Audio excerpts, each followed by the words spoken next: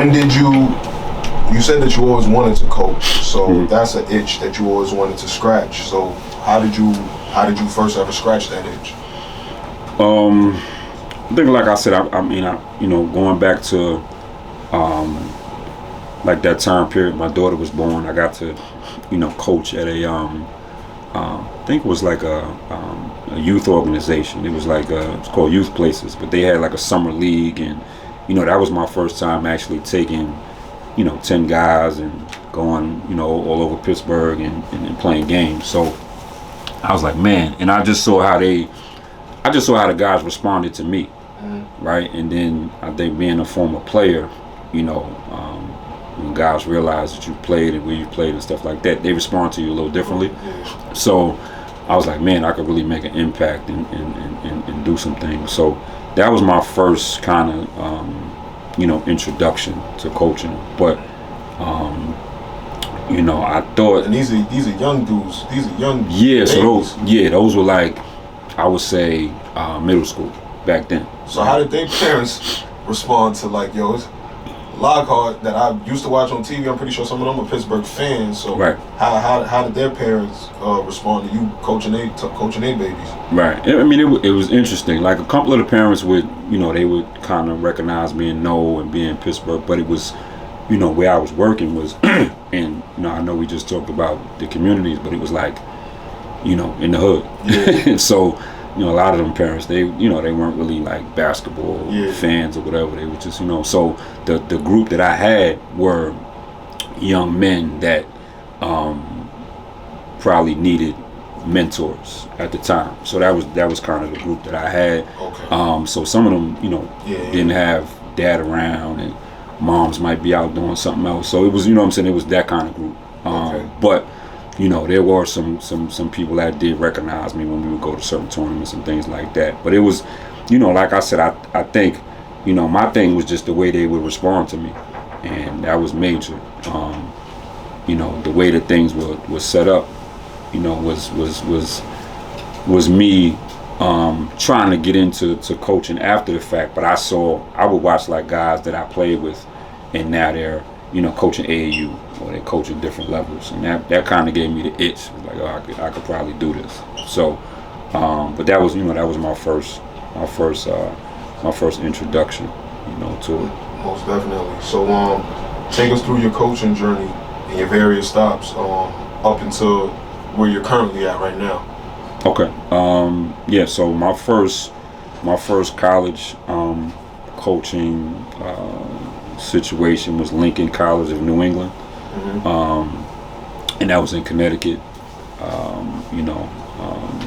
Junior college Division III.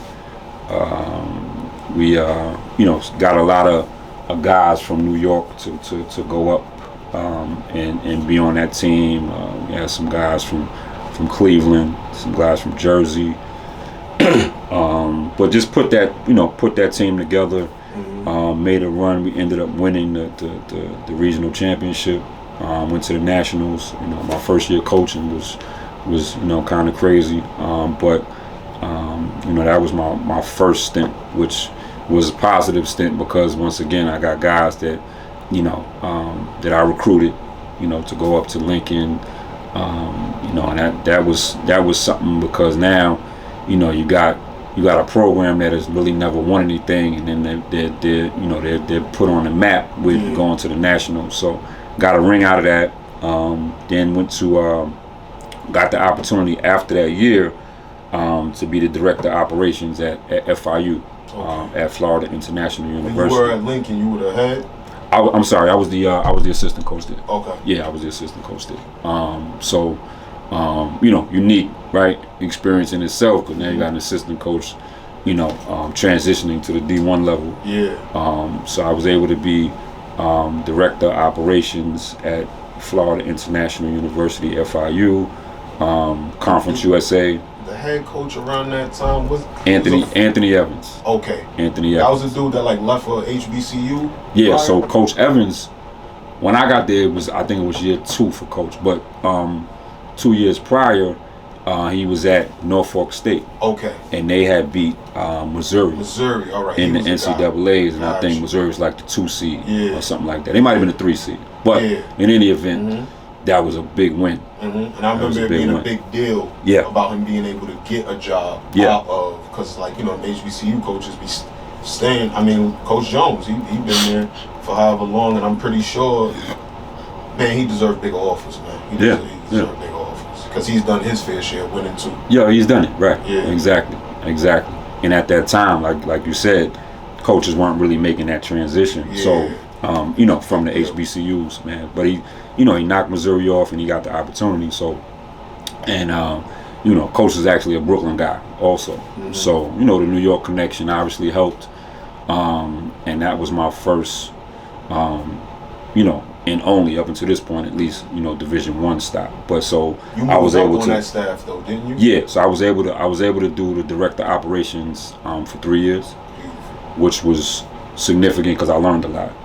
Got to see a lot. You know, obviously, I wasn't able to necessarily go out and recruit officially, but I learned how to kind of navigate, you know, through that and develop relationships with players and things of that nature. So, and then that last year, my 4th year, Coach moved me up to one of our coaches had left to take another job, and he moved me up to assistant coach. So I got to experience that my last year. Unfortunately, we got let go. You know, that's the nature of the beast of the business. But you know, I was able to be an assistant coach at the Division I level, which, you know, a lot of guys can't say. So you know, after that, I coached. Trying to think, what did I do? Oh, so I coached prep school. I stayed in Florida. Coached at Victory Rock Prep School in Bradenton. It's kind of like adjacent to IMG down there. Coached some good players down there. I was the head coach on the post grad team. That's a serious league down there. That's the Sunshine Conference. Potter's House and all of that. You know, Old Christian. Serious basketball down there. Yeah. We had a bunch of guys that are you know, actually playing, you know what I'm saying, big time basketball now. So, you know, that was a unique experience because it got me the opportunity to be a head coach still, but you know, at that level, but still, you know, do my own thing, which was significant. So that was cool. Left there, you know, obviously now we have COVID, you know, all of that kind of stuff. So I was coaching at Victory leading up into. Okay. Yeah. So that led, you know what I'm saying, that kind of transitioned into 2019. Now we had 2020 COVID. So that year I just I coached, but it was like at a middle school / high school in Florida, and then I got the opportunity to go to a junior college out in Michigan. So did that in 21. I was the assistant coach out there, Jackson College in Michigan, which was in Michigan has great basketball too. Okay. They the leagues out there. I think at that level, the Division II Juco level, there were 8, or it might have been 15 or 16 teams in like the conference at the time. But in any event, they have great basketball in Michigan. So we were going to these gyms and guys were really getting it in. You know, so that was a good experience as well. Then, you know, obviously now, you know, I have the opportunity for the last 2 years to be the head coach. I got the call to be the head coach at, you know, LaGuardia Community College. We were sitting today. Yes, sir. So, you know, that was a great phone call that I received, man, because now I'm coming back home, you know, to New York, where I'm from, getting to coach. You know, obviously I'm a Bronx guy coaching in Queens, but I'm here, you know, back home, you know, being able to recruit and take care of business in my city, which is, you know, which gives me a lot of joy, man, and pride, man, to do that. So. No doubt about it, man. And talk to us about how's it been since you've been back in the city, being ahead at LaGuardia. How has the success been? How have the past seasons been? It's been, well, we've struggled a little bit, man. You know, and LaGuardia hadn't had sports, like, we're not even talking about basketball, but sports. They had, shut the entire program down for like 7 years. So up until the point where I got the job, which was last year, which was their first year back in business, so to speak, with sports, with basketball. They weren't doing anything. So last year was rough.